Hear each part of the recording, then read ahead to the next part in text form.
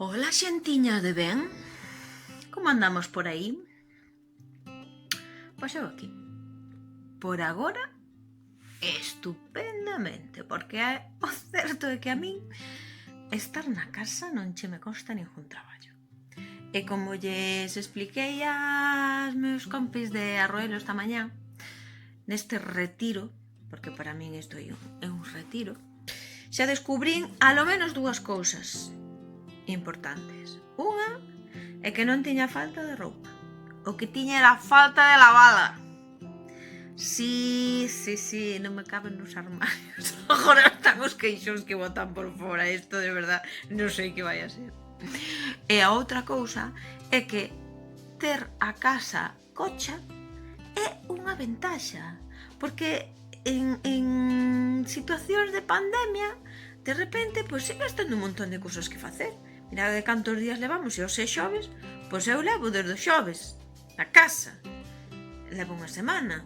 E eu sigo tendo moitísimo que facer, porque tiño moito cheo atrasado. Entón, bueno, pois isto é interesante, porque nunha situación así de emergencia, pois tes cousas que atender, tes cousas que facer.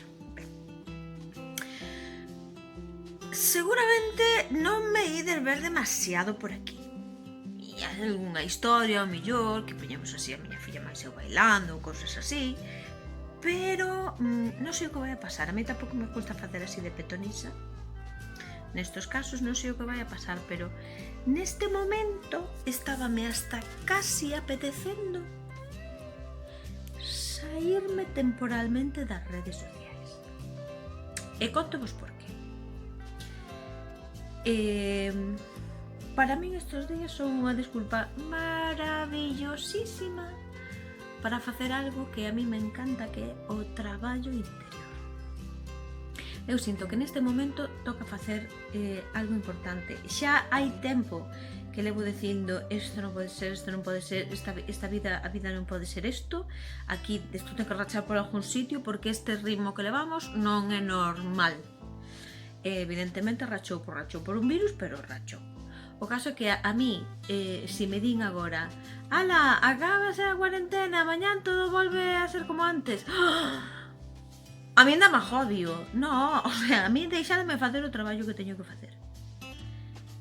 Eu teño este retiro, teño que facelo, teño que vivir todas as emocións que me tocan e teño que salir de aquí renovada e, cando se acaba a cuarentena, empezar a funcionar de unha maneira nova. O que viñamos facendo hasta ahora non vale. O sea, todos os que queirades volver á vosa vida normal, que saibades que non ides a poder. Podedes crear unha vida nova a partir do que aprendades nesta experiencia, pero volver a antes sería un atraso. Pero aparte de ser un atraso, non ides poder, porque agora o mundo está así, está cambiando momento a momento, e o que valía pa onte xa non vale pa hoxe, o que vale pa hoxe xa non vale pa mañán. Así que hai que crear novos sistemas, novas maneiras de funcionar. Vale, bueno, isto é a miña opinión.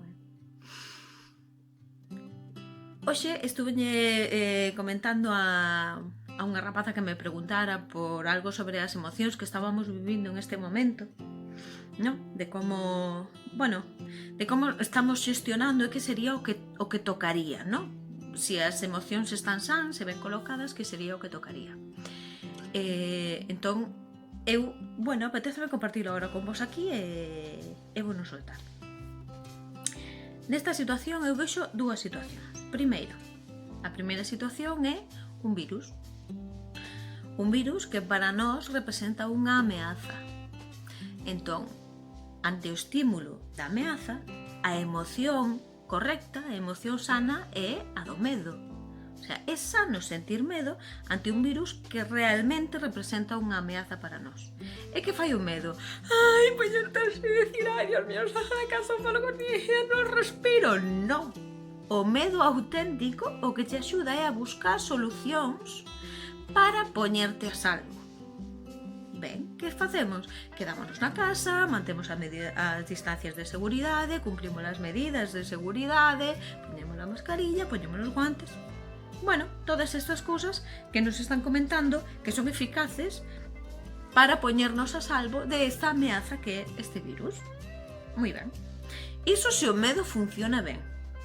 Se o medo é un medo falso, pois a veces o que fai é eso, angustiarnos, agobiarnos, non sei que, e logo hai outra xente pois que non está aplicando o medo absolutamente para nada, está pasando polo forro e está sendo un pouco incluso hasta temerario.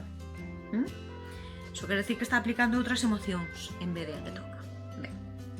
A segunda situación que temos é o encerro.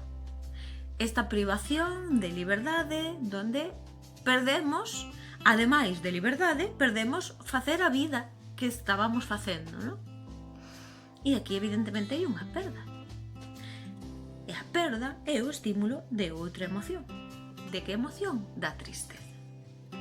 O sano é reaccionar con tristeza ante unha pérdida. Eso significa poñernos a chorar todo o día? Non. No. Estar en tristeza non significa poñerte a chorar todo o día. Pero significa que temos que conectarnos con esa emoción. Como nos conectamos? Que fai a tristeza? A tristeza pensa, acumula datos, analiza os datos, procesa esa información e chega a unha conclusión. Finalmente, a tristeza sana acepta esa situación e busca unha compensación a esta misma. Entón comentábame esta rapaza, claro que a xente se puxera tan creativa buscando cousas que facer e tal, iso é porque se conectou ca tristeza rapidamente encontrou unha compensación e dixen, ollo, cuidado. Porque unha cousa é conectarte coa tristeza e facer ese proceso de duelo que hai que facer. O duelo, sexa máis curto ou máis longo, hai no que facer, é necesario. Se fixo ese proceso e chegou á conclusión da aceptación e buscou unha compensación para sobrelevar esa perda, eso é fantástico, pero a veces confúndese con outra cousa, que é non miro a perda, eu isto non o quero ver, eu isto non o quero mirar, entón que fago? Pois vou a poñer alegría, alegría, festa, e caemos nunha disfunción que se chama inconsciencia.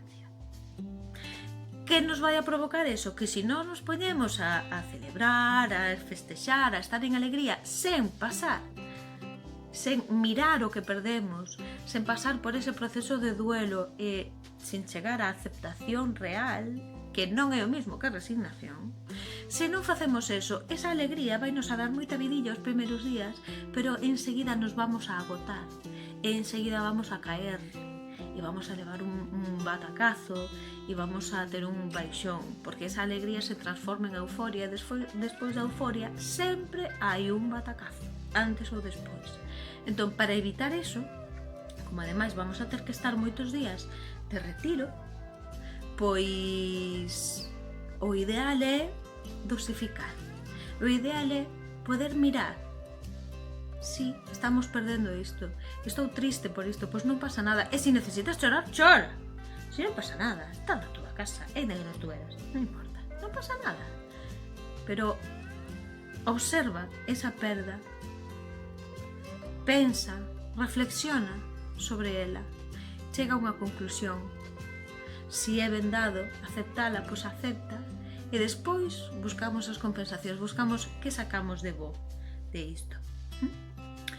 E a mí este tempo, ademais de sacarme máis carnas das que xa tiña, cousa que me parece estupendo, que xa nunca me deron vergonza e agora menos, pois estáme brindando a oportunidade de mergullarme, de facer o que xa fixe no seu día con esa viaxe de ruminantes, e de volverme a mirar cara dentro, de acabar de colocar o que toque colocar neste momento, porque sempre vamos a ter algo para colocar.